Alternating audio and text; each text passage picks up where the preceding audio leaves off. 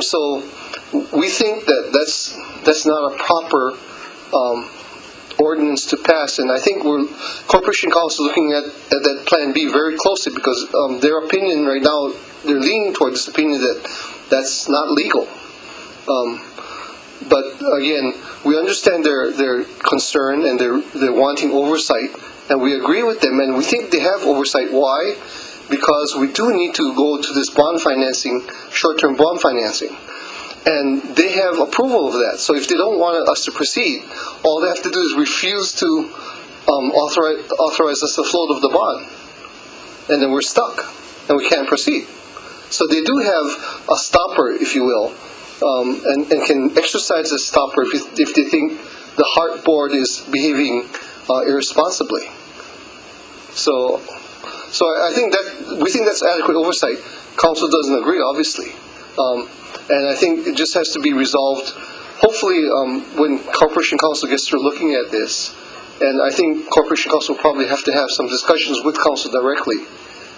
They can explain that, and maybe Council will understand at that point why it's not feasible to do Plan B, as you say. What about Plan C, and propose to the Council that you guarantee to name all those stations after them?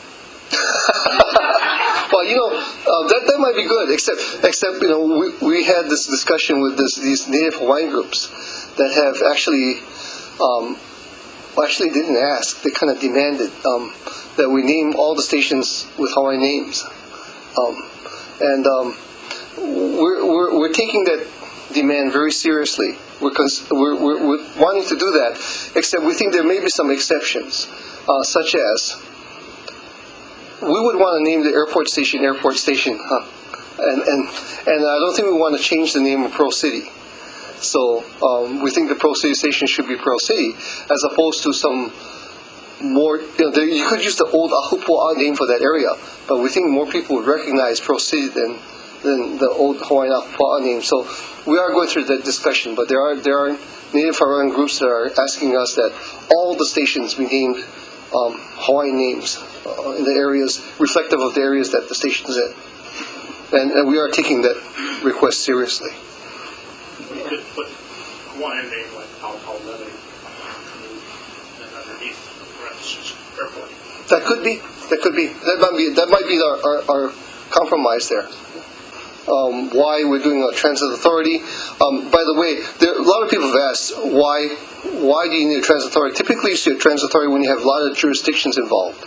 So it kind of serves as an umbrella so that you can bridge all the different jurisdictions. But in this case, I think the transit authority really is to try to give the transit project kind of separated away from the overall process of the city, and let them focus on getting the job done most efficiently without any interference. And just let. The Board of Water Supply was established. There was a Department of Water and Sewer that was running into all kinds of problems with regard to financing and choosing projects and so forth. And that's why the Board of Water Supply was established. Right. I'm trying real carefully not to say we're trying to depoliticize but that's really what we're trying to do. We're trying to isolate the project so that the project really is really doing things objectively and efficiently, and just worrying about the project at hand and not getting to the other stuff that's associated with things. Now the way the HART board works is that there are 3 appointed by mayor, 3 appointed by council, then there are 2 ex officio voting members. I'm one of them. It's not me, actually, it's the office, whoever occupies the seat of director of DTS. And then the other one is whoever occupies the seat of the director of the state DOT. That makes 8. The 8 voting members elect the 9th voting member. And then there is a 10th ex officio member, the director of the City and County Department of Planning and Permitting, but that's a non-voting ex officio member. Okay? So right now, Mayor has announced his nominees, appointments, I should say. Don Horner, CEO of First Hawaiian Bank. Buzzy Hong, former director of the Building and Construction Trade Council. And Carrie Okanaga, who's our current corporation counsel. So she will resign as corporation counsel come June 30th. And July 1st, she'll be on the HART board, but she also needs to go find a job because she has 2 kids in Punahou. See, that's her fault. So she has to find a job, and she'll go, I guess, find with a private law firm. But so that's the mayor's appointment here, and here are the city council. Well, this is nominees, but they just passed the resolution yesterday, so these guys are official now. These guys are appointees now. Okay, and that is Ivan Louis Kwan, who's an attorney. Damien Kim, he's with IBEW, Business Manager and Financial Secretary, and Kesley Hui, who's Development Manager for City Hawaii, LLC. So these are the council appointees, not nominees, because they passed the resolution yesterday. Not yesterday, I'm sorry, Wednesday. And here are the ex officios as they currently stand, because again, the ex officio is the position, whoever occupies these positions, not us specifically. But at this time, it would be Glenn Okimoto over the State DOT, myself at the City and County DTS, and David Tanoy, who's the Director of the Department of Planning and Permitting. And then, of course, all of us, except the non-voting member, will then elect the 9th voting member, who we don't even know yet. We haven't even considered the names yet. We don't know what the names. We don't know whose names are in the hat. But there's at least one engineer. Your position and the state position. Right. I mean, oh, you mean? I thought you were talking about the who's in the hat, but I mean, no. On the for the ex officio, you have the 2 always there, right? Who's ever the director of DOT and the director of DTS. They're not. It doesn't always end up being an engineer. Fortunately, in this case, you ended up with two engineers in there. Yeah. Well, I thought DOT got to be an engineer. Yeah. It doesn't have to. Okay. Okay. Who puts the names in that? Well, that's what's being we're trying to figure out right now. What is the process that's going to happen to actually nominate people for consideration, right? And then okay, I'll go quick through the designs. This is kind of like an illustration of some of the station designs. Again, a lot of the inspiration. According to, we went out to the community to ask them what they would like to see the stations look like within certain parameters. We told them the station had to be of a certain size, certain configuration structurally.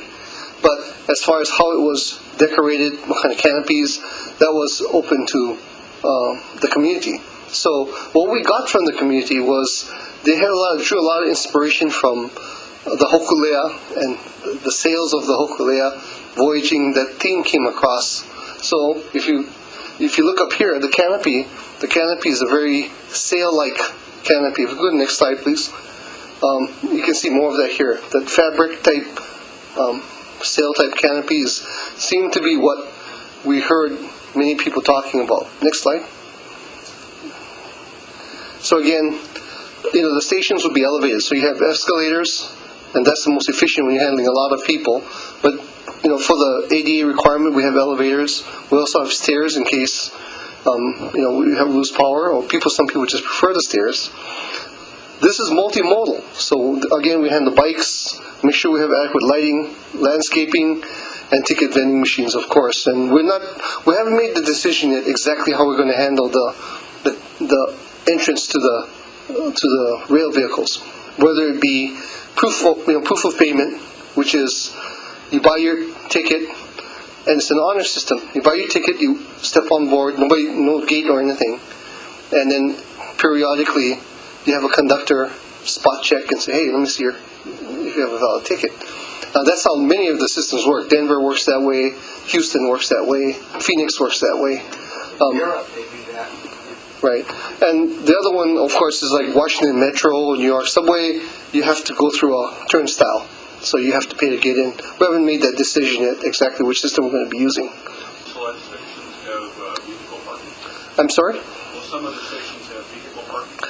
Yes, the ones on the west side, especially the East Kapolei station, the UH West Oahu station, the Ho'opili station, and the big station at Pearl Highlands. all those would have significant amounts of parking in the range of 1,000 vehicle parking at those locations. Now, as you start moving into the urban area, parking will start to vanish, because what we hope for the urban area is people either walking or taking our buses to the stations. There will be provisions for kiss and ride. So if you want to be dropped off by somebody, there'll be provisions for that to occur. Okay, again, bicycle provisions. We're really strongly looking at ways to get bicycles on these vehicles, because we're not going to be able to put bike racks like we do on our buses. But then again, we want to make sure that if you get too many bicycles on there, it can provide a hazard as people are trying to jockey for position within the vehicle. So we're taking a look at various ways of doing this. We would like to accommodate bicycles very much on the system. Yeah. Did you get a discount on the fare? No, we'll pay you more. You got to pay more because you're taking up so much more space. No, so no, we're not going to differentiate at all. But I think that the consensus would be they should pay more since they have more space on the vehicle. Right, and that's what we intend here. We don't expect to differentiate at all.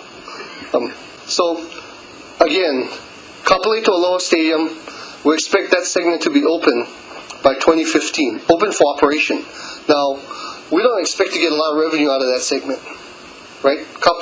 East Kapolei to Aloha Stadium, we don't expect to get a lot of ridership there. But what we want to do it there because it gives us a chance to work the bugs out of the system, get the system running, give people a chance to try it out.